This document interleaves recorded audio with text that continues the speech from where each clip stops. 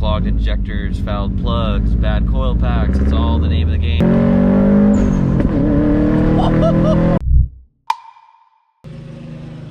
Back with the STI today. Everything's going on. The tuner's busy, coronavirus, you name it.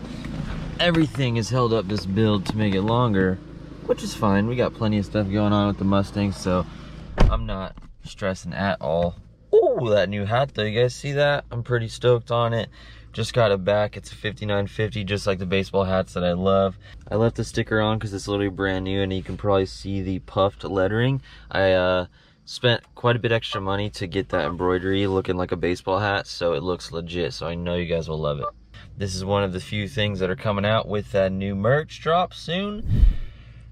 Stay tuned for that. I don't have an exact date yet because of this whole coronavirus thing, but I do have like 3 or 4 of the products done out of about 6 or 7. I can't remember. So these are snapbacks, new era. They have the new Karma Speed logo on it that I love, and we are going to run with for years to come. And then I have some other cool designs, but today is a big day. We're shooting up the boost a little bit. I have an idle problem on this car, so I started getting some roughness in cylinder 1, and at idle it would jump a little bit and then go back to 0. I'd get on the gas, it'd go away. I get home after not driving the car for a week. I finally have time to pull it apart, pull the spark plug out. It's dry, of course, for sitting from a week. Drove the car around great. Everything got up to temp, hot. It started climbing about 30 miles into driving it at idle. So you know, I'm thinking it's a dirty injector, but I just wanted to make sure it wasn't the spark plug fouling out, because on the base map, when you have a new motor, it runs so rich that it can foul out spark plugs. So that was the first easy thing that I could check myself. The next step is to do injectors, but I was talking to Marin, the tuner at Goodspeed, and he's like, it's probably a dirty injector.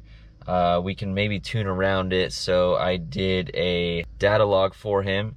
He went through and checked it out. He's like, let me adjust a few things with the idle and see if we can fix it, and then we'll push up the boost a little bit and see if we can e-tune the motor and get this thing running up to speed soon, because they're not even tuning cars at this point at the same rate because of this whole COVID thing going on. So everyone's got to stay safe. I'm staying home. We're doing a little e-tuning.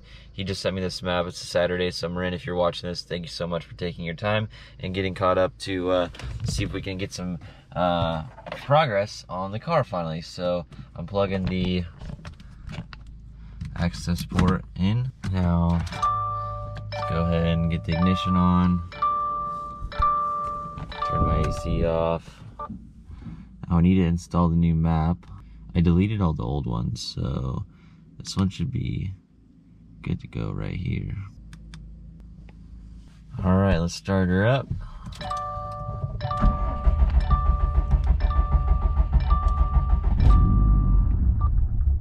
Still got some roughness going on, and it's gone. I drove the car for about 3,000 miles before this roughness thing came about at idle, so we didn't have any problems until as of late. Otherwise, people are probably going to be like, well, why wouldn't you have cleaned the injectors before you put them back in the car? Well, we didn't have any problems the whole entire time, so until now. So let's go for a little cruise, see what we're working with.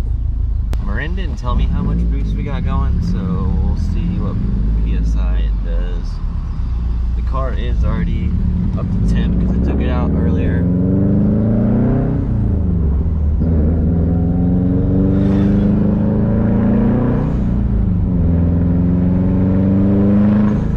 We're idling at the first light. Our roughness is at 0, so that's progress. It didn't really get noteworthy until I drove for about 30 miles and came to a stop.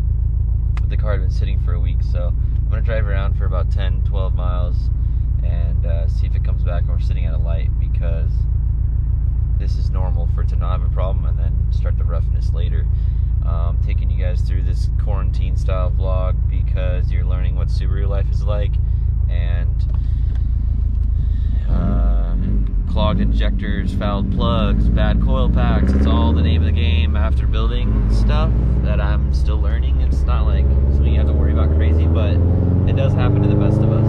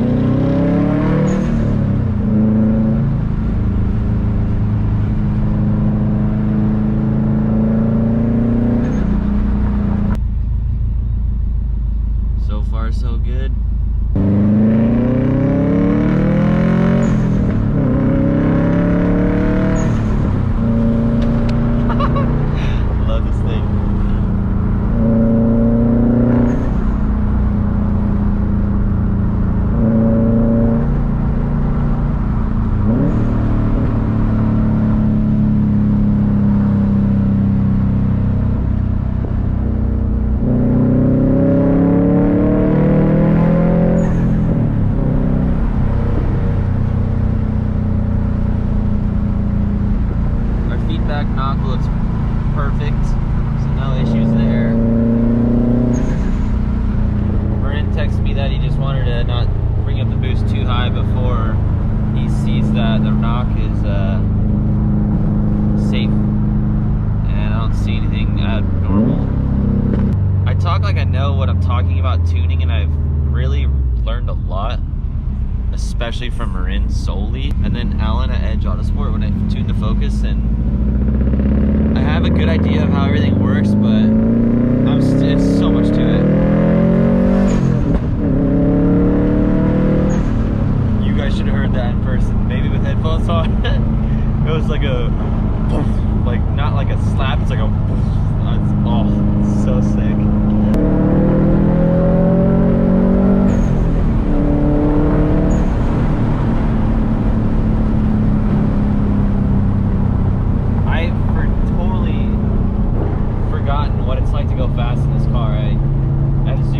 It's been so long, and this just little bit extra of boost is getting me real excited.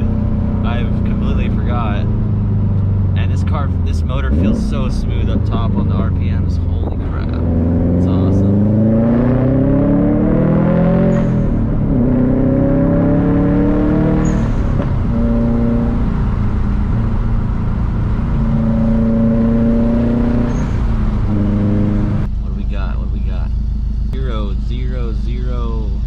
Looks good. I don't feel any stutter at idle like I did before. I'm gonna send this back to Marin, and maybe we'll get some more boost and be right back out here. There's the new file from Marin. Headed outside with the access port. Marin needs me to add boost target and air fuel sensor ratio. So you go in here, and we're going to do configure data logging, select which monitors the data log. So we want to do AF sensor ratio. Bingo. The first thing that he had me add to the data logging was injector PW no lat, which is injector pulse width. He can adjust that to fix the roughness at idle, from as much as I understand. Keep you posted, we're still learning more. He said how many milliseconds the injector is open for. Interesting. Target boost, he said. Whoa. Target boost final. Same procedure to put the new map on. I always delete the old one, so the only one on here is going to be the correct one. This one's version 22. Now it says we have 22 versions because it's since I got the car. If you're really new to this, you make a lot of adjustments, so 22 sounds like a lot, but that's just the name of the game. Usually, I think we did like, I don't know, 15 or 16 for the first tune. That's like versions. So this is like, no, we did more than that. You get the point.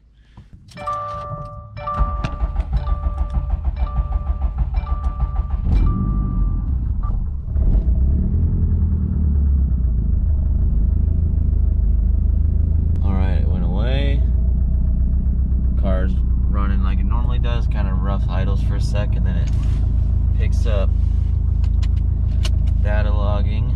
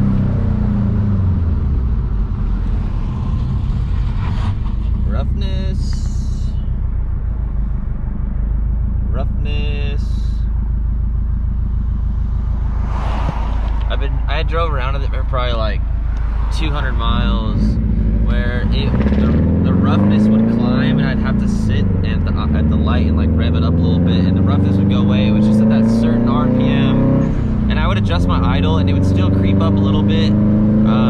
It's just kind of checking that roughness because I have like such PTSD of watching it rise. So seeing it fall down and stay where it should be, it's a good feeling.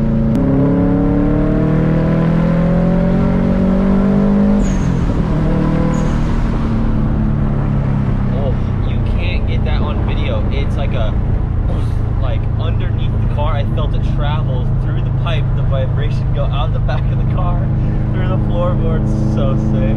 I haven't driven it up to that RPM yet, so it's exciting.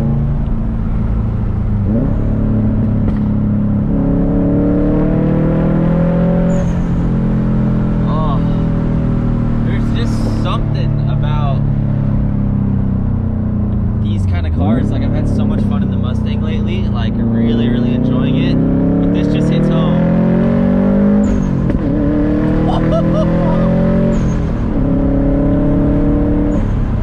People walking on the sidewalk, they're like, what the?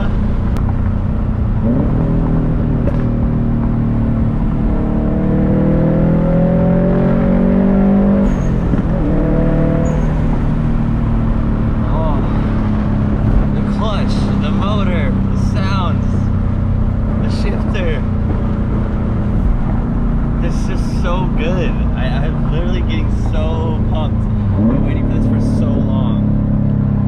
It's incredible. This thing is a unit. Almost home. I'm gonna send in this data log back. This is a long data log. That's a wrap for the afternoon. Got to like 12-13 pounds of boost. Marin's busy. It's the weekend. I already appreciate him making a little bit of effort to see what we can do to fix that idle and raise the boost. So he's gonna let me know tomorrow or the next day when he has time, and then we're gonna hook up that new charge air intake temperature sensor that John over at Goodspeed made me with the whole HKS oil cooler setup. So if you haven't seen that video, I'll leave a card on the screen, or it will be at the end of this video to see that modification. So I'm gonna hook that up. We'll get some lower charge temps, and then we'll see what we can do about getting more and more power out of this as we get more into the tuning process. It's crazy that this whole COVID thing's going on with Corona. Stay inside.